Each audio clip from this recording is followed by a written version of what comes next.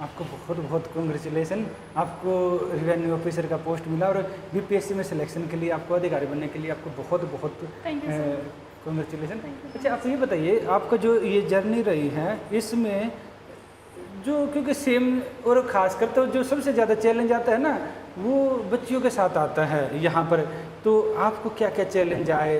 और ये क्या इससे पहले भी आपने कोई एग्ज़ाम दिया था? ये आपका फर्स्ट अटेम्प्ट था बीपीएससी में, तो वहाँ से यहाँ तक कैसे पहुँचे, एक बार बताएंगे आप? सर जैसे मैंने ग्रेजुएशन बीएचयू से किया एंड देन मैंने मास्टर्स में इन्वॉल्व थी। मास्टर्स के समय ही सर मैं बीपीएससी का फॉर्म डाली एंड वो मैं पढ़ती गई एंड देन सर ये क्लियर होते गया। ये मेरा फर्स्ट अटेम्प्ट था, इसके पहले मैं कोई एग्ज़ाम नहीं दी। अच्छा, फर्स्ट अटेम्प्ट बच्चियों को बहुत प्रेरित करता है, तो आप ये बताइए कि फर्स्ट अटेम्प्ट में आपको क्या लग रहा था कि स्टार्टिंग में ही कि आपका हो जाएगा, या दिमाग में क्या था, आप क्या सोच रहे थे? सर ऐसा एक दिमाग में था कि अगर मैं मेहनत करूंगी तो जरूर ही सक्सेसफुल होंगी। तो एक कहीं ना कहीं प्री के समय पे, मेंस के समय पे थोड़ी बहुत नर्वसनेस होती थी कभी कभी कि अगर नहीं हुआ तो क्या होगा, एंड इतनी मेहनत कर रही हूँ। तो कहीं ना कहीं से एक सेल्फ कॉन्फिडेंट था कि नहीं, अगर मैं अपना 100% देती हूँ तो जरूर ही सिलेक्शन होगा, एंड सो आज हो गया। तो अच्छा, कितने घंटे आप पढ़ते थे? सर एक्चुअली घंटे डिसाइड नहीं था। मेरा जो था कि अगर मैंने एक दिन में इतना कंप्लीट कर लिया, चाहे वो मेरे 8 घंटे में हो, चाहे मेरे वो 10 घंटे में हो, अगर वो कंप्लीट हो जाता था देन वो पूरा मैं सेटिस्फाइड होती थी कि हाँ आज का मैंने कर लिया है। And then sir next day. ठीक है, आप ये बताइए कि जैसे 8-10 घंटे, क्या आप, जैसे आपने बताया आप पढ़ाई करते थे जीएनयू में, तो क्या उस पढ़ाई को इंक्लूड करके पढ़ते थे या फिर उसको एक्सक्लूड करके? नो सर, वो इंक्लूडेड होता था। तो ये नहीं है कि भाई, कई बार ये रहता है ना कि कई सारे बोलते हैं हम तो 12-12 घंटे पढ़ते थे, क्या ऐसा पॉसिबल है? नहीं सर, 12 घंटे नहीं। अगर लोग बोलते 12 घंटे पढ़ते हैं, इट मीन्स कि सर डिपेंड करता है उनकी कैपेसिटी कितनी है एक घंटे में, एक दिन में ग्रैस्प करने की। लाइक अगर कोई भी एक्सपीरियंट है, अगर वो 5 घंटे में उतनी चीज़ें कर लेता है एंड कोई 8 आवर्स एंड 12 आवर्स में करता है, तो वो डिपेंड करता है, इट्स वेरी सब्जेक्टिव। ठीक है। और क्या ऐसा है कि पेपर से 15-20 दिन पहले आपके जो स्टडी हावर है वो बढ़ जाते हैं और उससे पहले थोड़े कम रहते हैं, ऐसा कुछ होता है? यस, कंटिन्यूटी सेम इतने ही घंटे पढ़ना रहता है? पेपर के कुछ दिन पहले सर, क्योंकि प्रेशर होता है तो वो जो हमारी स्टडी आवर्स होती है वो बढ़ जाती है कहीं ना कहीं। बट अगर देखा जाए तो पेपर के 5-6 दिन पहले थोड़ा सा रिलीफ होना चाहिए, थोड़ा स्मूथ पढ़ना चाहिए कि हाँ ज़्यादा प्रेशर लेके ना पढ़ो। जो भी आपने पहले किया है उसको आप बस रिवाइज करते जाओ। तो सर 15 डेज पहले तो हाँ बस वो कंटिन्यूटी रहता है। ठीक है। प्रीलिम्स के लिए आपने क्या कुछ किया कि आपका प्रीलिम्स निकल गया? सर प्रीलिम्स के लिए तो मैंने सेल्फ स्टडी किया था। जो भी हमारे बेसिक्स जो सब्जेक्ट्स थे, जैसे हिस्ट्री हुई, हिस्ट्री में स्पेशली जो एंशिएंट हिस्ट्री हुआ, पॉलिटी हुआ, ज्योग्राफी एंड जो जनरल साइंस है, इस पर मेजर फोकस था। एंड सर जो मैथ्स जो 10 क्वेश्चन होते हैं उस पर हमारा ऐसा मेजर फोकस था कि अगर ये हो जाता है एंड करंट अफेयर्स तो हाँ हम एक कट ऑफ क्लियर कर सकते हैं। तो जो आपके कोर सब्जेक्ट्स होते हैं, अब उन पे स्टैटिक जो होते हैं उन पे अपना कंट्रोल बनाएं, उनको इतना अच्छे से करें ताकि जो स्टैटिक है वो गलत ना हो। अच्छा, आपने जो सिलेबस कितने बार रिवाइज किया? ये भी रहता है बच्चों का कि पढ़ना चाहिए, सब हर कोई बोलते हैं सिलेबस रिवाइज करना चाहिए, तो कितने बार सिलेबस रिवाइज करना चाहिए?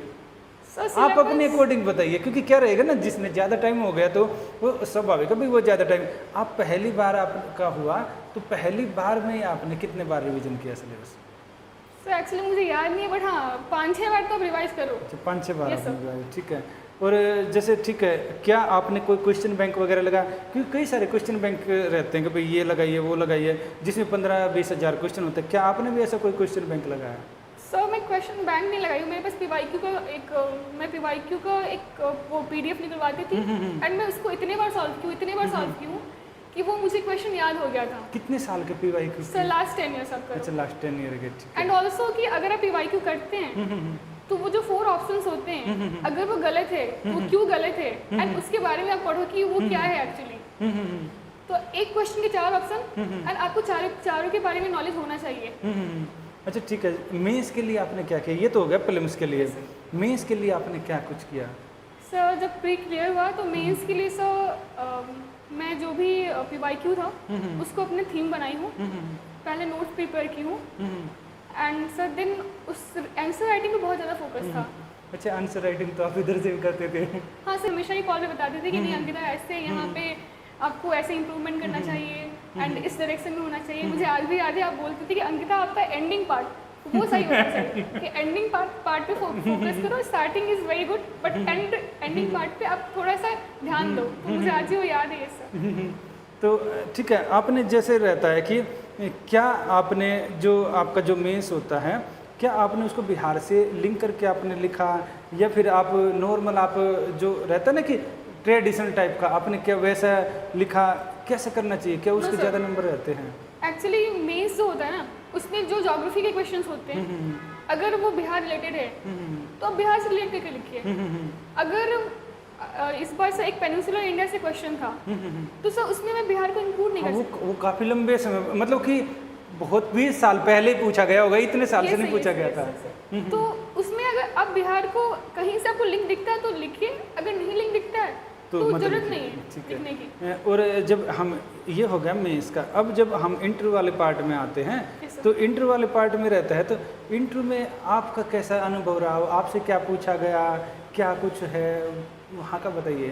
आप पहली बार गए थे तो कई रूमर भी रहता है कि ये करे वो करे, अब तो यहाँ भी दिक्कत था, इधर भी जैसे आप आते थे इंटरव्यू के लिए, तो वहाँ पर कैसा रहा? सर एक्चुअली इंटरव्यू में मैंने ज़्यादा मॉक दिया नहीं था, सिर्फ मैं आपके पास ही आई थी जो भी 2 मॉक्स थे एंड सर जो आपने गाइड किया था जैसे कि हाँ यहाँ पे तुम इम्प्रूवमेंट करो, यहाँ पे जो रहते उस पर मैं वर्क की हूँ और जो खुद से जो भी मेरा डेप्थ था इन द सेंस कि जो मेरे जो क्वेश्चंस बन सकते थे मेरे प्रोफाइल से उस पर वर्क की हूँ। तो सर मेरे वहाँ का कैसा रहा? वहाँ का अंदर का बताइए, अंदर कैसा रहा वहाँ पर? सर अंदर में जैसे मैं एंटर की वहाँ पे 4 मेंबर्स बैठे हुए थे, चेयरपर्सन भी थे, तो मैंने उन्हें पहले ग्रीट किया एंड देन वो बहुत कोडियल थे। सर वो जाती आइए आइए बैठिए एंड सर चेयरपर्सन से स्टार्ट करते क्वेश्चन से एंड देन 4 मेंबर्स जो होते और वो फिर क्वेश्चन पूछते हैं एंड काफ़ी अच्छे थे। एक तो मुझसे पूछते हैं कि आप सपोज कि आपको मुख्यमंत्री बनाया जाता है तो अब क्या कीजिएगा बिहार के लिए, तो काफ़ी अच्छा था। ठीक है, इसके अलावा आपसे जैसे वुमेन को लेकर कुछ क्वेश्चन वगैरह पूछे या क्या है? कितने टाइम चला आपका इंटरव्यू? सर इंटरव्यू तो लगभग 15 to 20 मिनट चला था एंड देन एक मैंने बोला सर वुमेन के लिए, जैसे उन्होंने पूछा कि बिहार की मुख्यमंत्री बनती तो क्या करते हैं, तो सर मैंने बोला सर वुमेन एम्पावरमेंट वुमेन के लिए वर्क करूँगी। तो फिर वहाँ से क्वेश्चन अराइज हुआ कि अब वुमेन के लिए क्या करेंगे, तो हाँ एक महिला होने के नाते उन्होंने मुझसे महिला पे क्वेश्चन किया, तो वो तो एक्सपेक्ट करते हैं। और ये है कि ठीक है, आप जैसे आपका जैसे इंटरव्यू था, इंटरव्यू में कई बार ये रहता है आप जब स्टार्टिंग में गए तो क्या आप एकदम नर्वस थे या डर रहे थे या कैसे, क्या कुछ था जब एंट्री किया? सर जब एंट्री किया तो बोर्ड मेंबर्स मुझे बहुत अच्छे से उन्होंने इतने अच्छे से मुझे ट्रीट किया कि नर्वसनेस जो थी वो धीरे धीरे खत्म हो गई। तो सर जैसे आप बात करना शुरू करोगे ना तो स्टार्टिंग में आप थोड़े से नर्वस होते हो कि वो क्या क्वेश्चन करेंगे और थोड़ा डर लगता है, बट जैसे अब उन्होंने मुझसे बात करना शुरू किया तो हाँ थोड़ी चीज़ें जो सिचुएशन था वो नॉर्मलाइज हो गया धीरे धीरे। चलिए ठीक है, आपको बहुत बहुत आपको कॉन्ग्रेचुलेसन। कि आप कुछ बच्चों को बताना चाहें तो आप बता सकते हैं अपनी तरफ से कि क्या मैं यही बोलना चाहूँगी कि जो भी स्टूडेंट्स है वो खुद पे विश्वास रखे कि हाँ हो जाएगा, एकदम होगा। एंड सर का हेल्प इंटरव्यू में बहुत रहा है, उन्होंने मुझे बताया कि ऐसे वर्क करो, तो यस कॉन्फिडेंस बना रखे, विश्वास करें एंड हार्ड वर्क करें, क्योंकि हार्ड वर्क बहुत बहुत ज़्यादा इंपॉर्टेंट। मुझे लगता है कि सर मैंने इतना हार्ड वर्क किया है कि आज मुझे सक्सेस मिला है एंड कहीं ना कहीं वो विश्वास था कि यस मैंने किया है तो पक्का ही सिलेक्शन होना है। वैसे JNU में ये रहता है कि आप धार्मिक मत रहिए, ये मत रहिए, कुछ ऐसा है या नहीं है? नहीं सर कुछ ऐसा नहीं, बिल्कुल ऐसा नहीं। क्या आप भगवान पर मतलब कि ये था कि कोई लक फैक्टर होता है, क्या आपके साथ ऐसा है?